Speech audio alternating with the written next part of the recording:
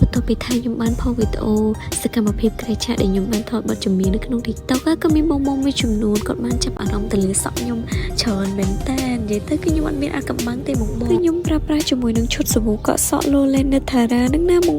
ជួយបំពន់ថែរក្សាសក់ដែលចម្រាញ់ចេញពី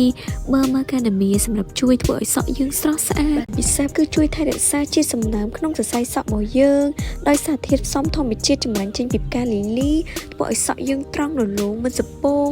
មើលទៅគឺស្រស់ស្អាតបែបធម្មជាតិតែម្ដងបងហើយបើនិយាយពីសេរ៉ូមវិញសាច់សេរ៉ូមគឺស្រាលធ្វើឲ្យសក់យើងមានសុខភាពល្អ